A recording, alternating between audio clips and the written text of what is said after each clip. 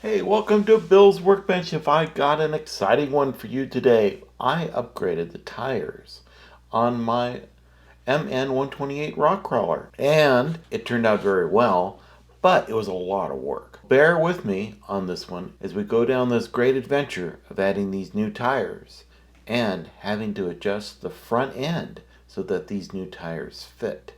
I will say though that this was well worth the upgrade, and I would highly recommend it if you have an MN128. Made all the difference in the world. So far with all the upgrades I have done, including the shocks, the lights, and now the tires, these tires made the biggest difference.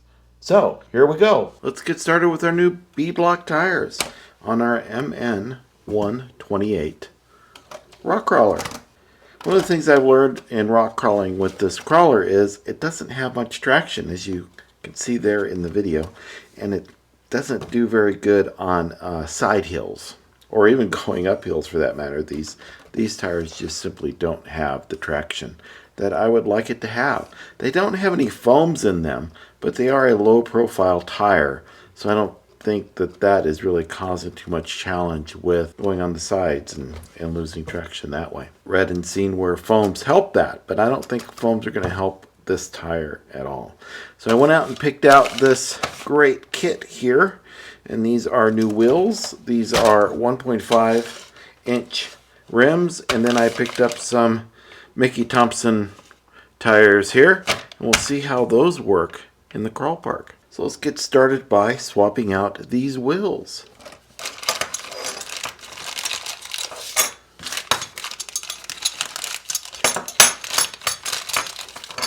I have 3 of the 4 tires done. I've learned a few things. Let me share what I've learned.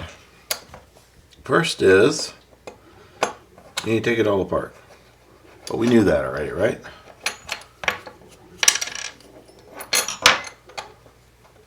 Pay attention to the way they come apart. Even though you've got another one to do a Oklahoma schematic with, which means that I'm looking at another item to figure out the way that this goes together. So the way this thing goes together is we have our hub, we have our inner, our outer, our sleeve is what I'm going to call it, and then our screws. When you put these together, because they're machined at such a high tolerance, you have to turn this so that all the holes line up. Like that. See how all the holes line up now? So you want that, and then move this so that your screws are straight up and down. Big slam to make it so the screws are straight up and down. And these holes are up and down. So all these holes line up, all of these holes line up. Move that like that. We'll get this in here. You want to check to make sure that your foam is not folded. Your foam should be in there just right. And we'll get that spacer in there, or collar, or whatever I called it earlier. I don't remember what I called it. I'm sure it was a great name though. That in there so it's all nice and centered. Everything's fine. We'll push that onto there. Wrap that onto there. And we'll verify that all the holes line up, which they do. Get one screw in there. Doesn't matter where at this point. That's going to help. We'll line it up to the back. Put this on so that little nubbin here is towards the front. And then we'll screw this all up.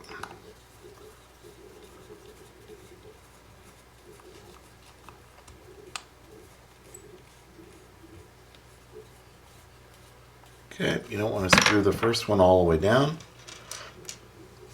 You want to work in a star pattern all the way around. That way it's nice and centered and everything is happy.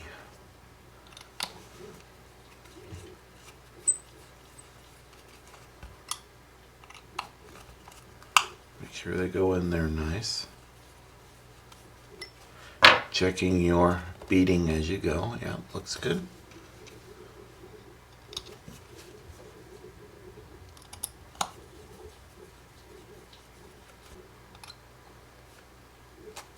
Yeah, there we go. One wheel. Let's get it on the car.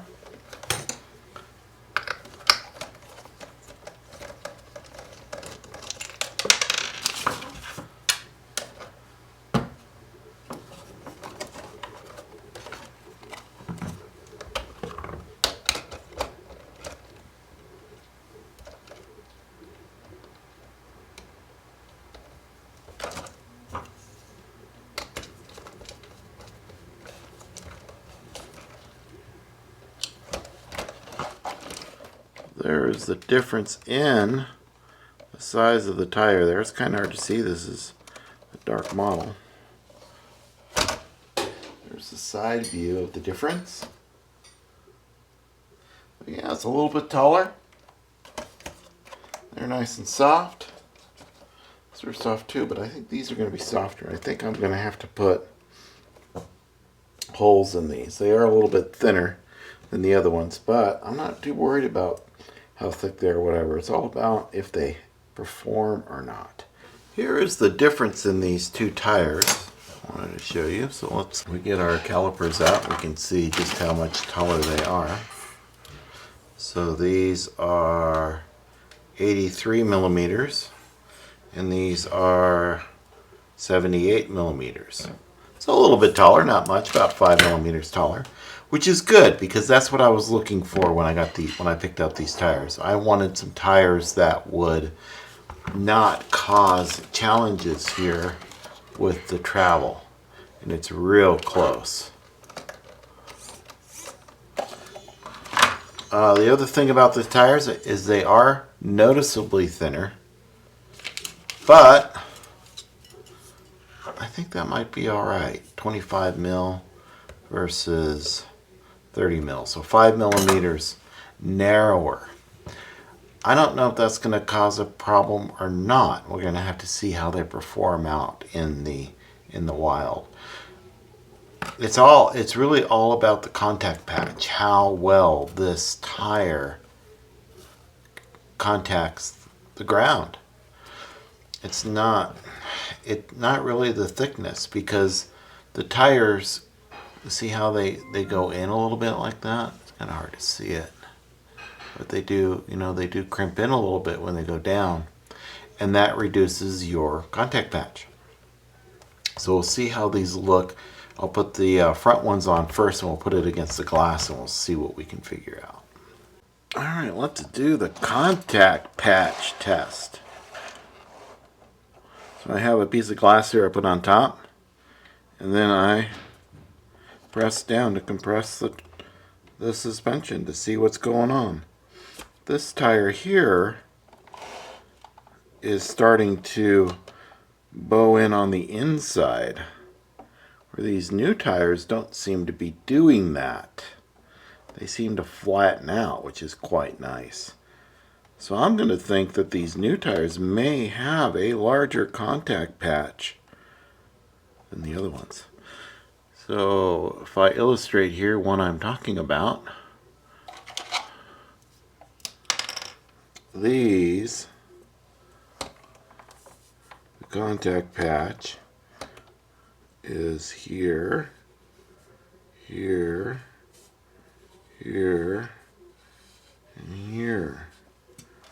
Where these, in the front, the contact patch is all like that. Okay, so you probably couldn't see that, but that's okay.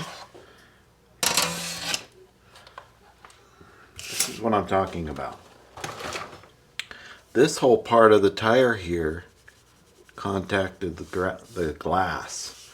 Where on this one, this part of the tire contacted this part, and this part, where the center part here did not contact the glass. So hopefully, even though these tires are thinner, when the tire hits the road or the pavement, we get more tire hitting. That's what we're hoping for. Well, after I turned the camera off, I realized that these new tires and wheels are heavier than the old ones. So the old ones are 36 grams. The new ones are 79 grams, so significantly heavier, like by twice. Like if we put 2 tires on. 72, yeah, they're double the weight. Which is good and bad. I mean, we have a higher rotating or heavier rotating mass, but we do get our center of gravity lower, and hopefully that improves our traction as well and reduce flipping over. Right. There it is. I do have a little bit of rubbing going on right here. I don't have any in the back, just in the front. So I need to get that resolved before I take it to the park again. So I've got 2 options to fix this rubbing issue, or 3 options to fix the rubbing issue. One, I could trim this away out here, which I don't want to do because then it's going to look weird. 2, I can just remove the fenders for testing, which is maybe a good option. Probably the better option to do.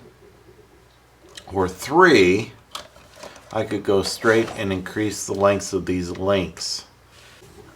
You know, all good ideas come after you turn off the camera. I went ahead and removed the top links from this. And I'm finding that I don't have to increase it that much. Just a little bit. So what I'm going to do is I'm going to 3D print a little piece that I can screw into here and then have it joined back. So let me draw what I'm thinking.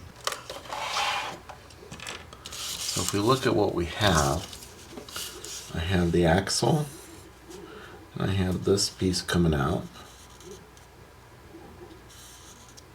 like that. Then I have another piece coming out like this. And what happens is the arm goes inside there like that and connects. So what I want to do is move the arm back to here. So what I'm going to make is a piece that'll go like this. And more like that. And then have a hole. And I'll make another piece that'll go in like this as well. I'll have a hole. And then this piece, because of this guy here, you look at a view going this way, we have the axle, and we've got this piece that comes out like this, around with a hole in it. It has another little piece that goes like this, a little strength, this piece right here. So I'm going to make this so that it goes around like this.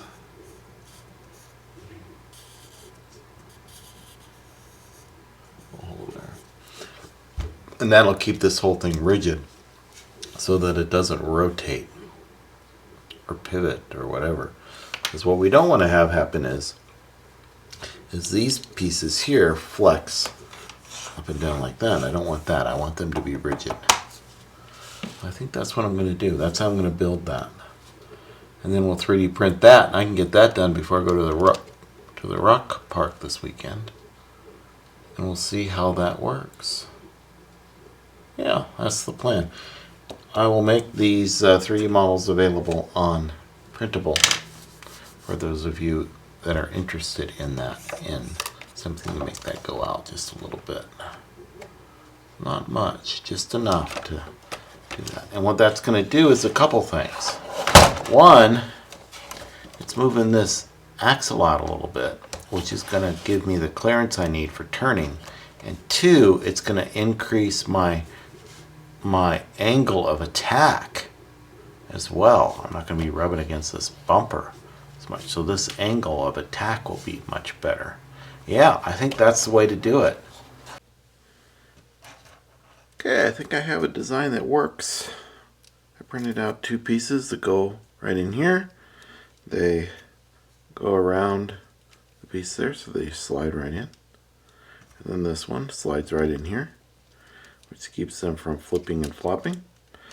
And it moves this piece back 2.5 millimeters, which I don't think is going to make much of a difference in the geometry there, but if you know otherwise, let me know in the comments, because I am interested to know if that's going to negatively affect what was going on.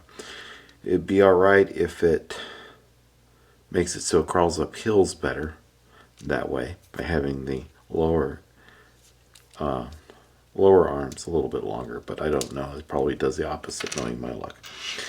So there's our pieces we need to assemble: a 20 millimeter, 25 millimeter, both M2.5s, and M2.5 nylon nut. You're going to put the shorter one towards the front. So the shorter one is going to go here, where the longer one will go there, because it needs to go all the way across against that nut. So there we have the extensions installed. Now let's get this back together. If I find this does not negatively affect the suspension geometry, I can modify this, the servo mount, and modify these pieces back here, this whole thing, and move it back 2.5 mil. And then I can also put in multiple holes, so I can have it adjustable however I want. So yeah, moves freely enough. I just don't like this angle, but you never know, that might be better.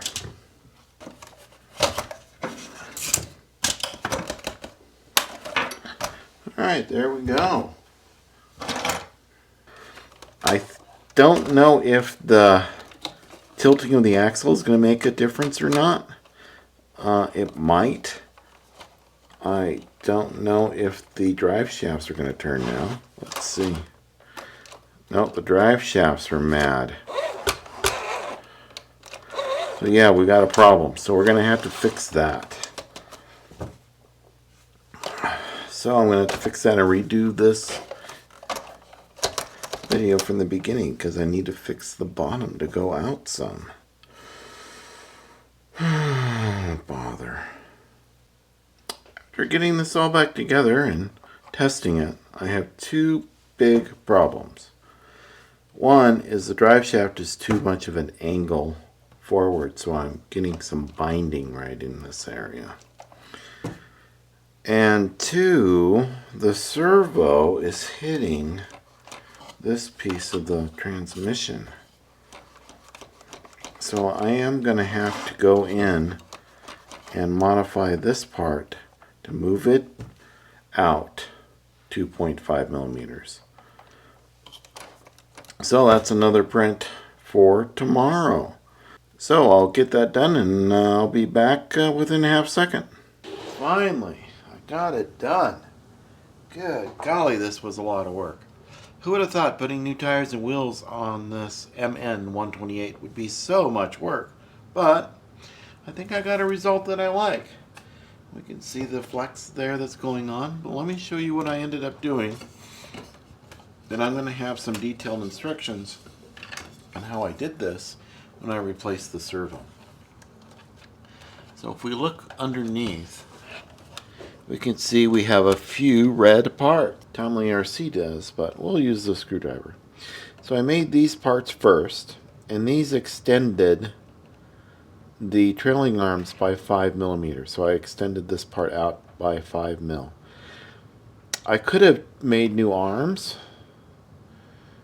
and yeah, that probably would have worked, and would have worked all right. Should I have done that? Maybe. I don't know. Thought of it halfway through getting this done, so I decided to continue on with what I'm doing.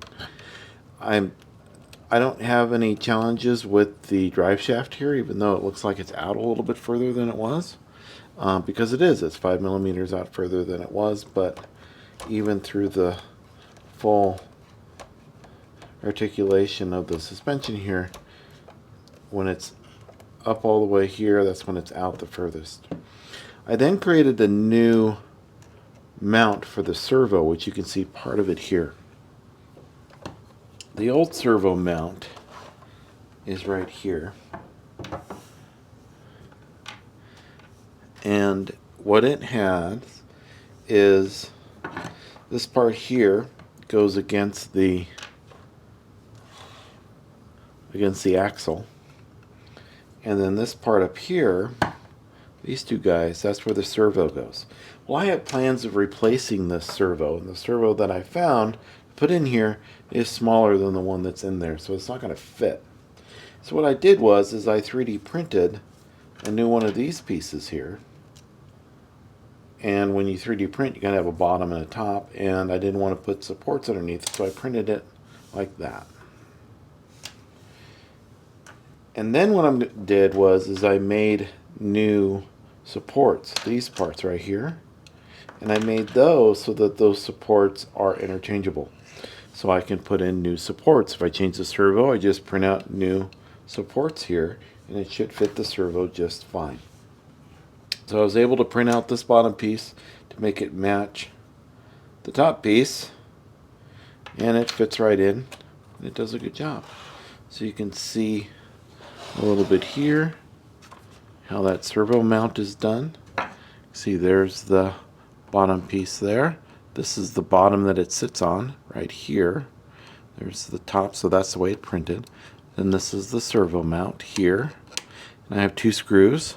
One screw goes from here all the way up into there, and then another screw from there down into there to keep it from spinning. And then I've used the same screws to mount the servo. So that's what I had to do.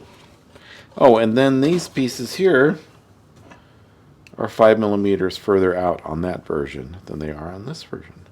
And that made it all work. Because what happened was, as you saw, when I had just these pieces 5mm out this way, the axle tilted too far, and I didn't have good articulation, and I was getting binding on the drive shaft. So I moved the bottom part out the same distance, so now I have good articulation. It's still moving straight.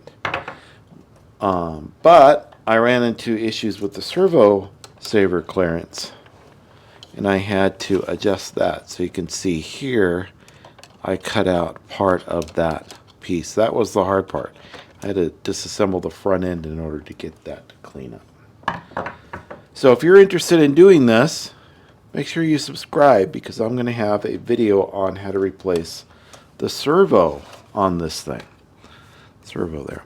And when I do that, I will show you how to attach these pieces again and how to disassemble the front end so that you can get to that servo. And then you'll be able to get the new wheels in and get your suspension out a little bit further than it was in stock. So you can see we've got nice articulation. I've got nothing hitting even when I move the wheel, so that's good. I didn't have to trim off this, so that's good. So the easy way to do this would have been just to trim this off, but I didn't want to do that. So if you're planning on putting new wheels on and they don't fit, you may have to trim off this part. So there you go. I know I'm rambling because I'm tired. This was a lot of work. And so yeah, seems to be working well. What's next is probably the servo. We'll see how that works. I want to take this back out to the crawler park and see how it runs, how it works with the new tires. Then I'll get the new servo on, and then we'll do the new motor. And then we'll probably do bearings as well. So I don't know what order I'm going to do those in. We'll find out when I get there. So thanks for watching. Make sure you subscribe so you can follow this great build. I have other builds coming along as well. I've got that RC10 back there in the back. I've got a Orlando Hunter getting ready to go. And we've got that Tonka Jeep on the bench as well. Lots of things in the works. So yeah. Thanks for watching. Have fun.